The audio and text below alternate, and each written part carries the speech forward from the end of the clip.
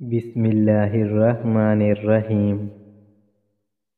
کسان کی بیوی نے جو مکھن کسان کو تیار کر کے دیا تھا وہ اسے لے کر فروخت کرنے کے لیے اپنے گاؤں سے شہر کی طرف روانہ ہو گیا۔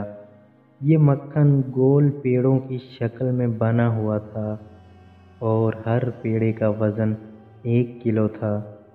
شہر میں کسان نے اس مکھن کو حسب معمول ایک دکاندار کے ہاتھوں فروخت کیا اور دکاندار سے چائے کی پتی، چینی، تیل اور صابن وغیرہ خرید کر واپس اپنے گاؤں کی طرف روانہ ہو گیا۔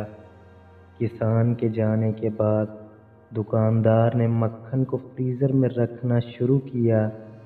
اسے خیال گزرا کیوں نہ ایک پیڑے کا وزن کیا جائے۔ وزن کرنے پر پیڑا 900 گرام کا نکلا۔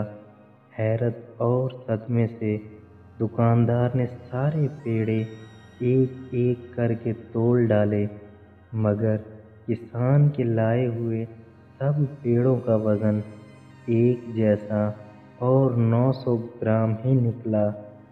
اگلے ہفتے کسان حسب سابق مکھن لے کر جیسے ہی دکان کے تھڑے پر چڑھا، دکاندار نے کسان کو چلاتے ہوئے کہا کہ وہ دفع ہو جائے۔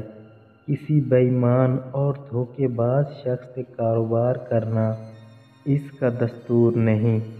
900 گرام مکھن کو پورا 1 کلو گرام کہہ کر بیچنے والے شخص کی وہ شکل بھی دیکھنا گوارا نہیں کرتا۔ کسان نے افسردگی سے دکاندار سے کہا، میرے بھائی، مجھ سے بدظن نہ ہو، ہم تو غریب اور بیچارے لوگ ہیں، ہمارے پاس تولنے کے لیے باٹ خریدنے کی استطاعت کہاں۔ آپ سے جو 1 کلو چینی لے کر جاتا ہوں، اسے ترازو کے ایک پلڑے میں رکھ کر دوسرے پلڑے میں اتنے وزن کا مکھن تول کر لے آتا ہوں۔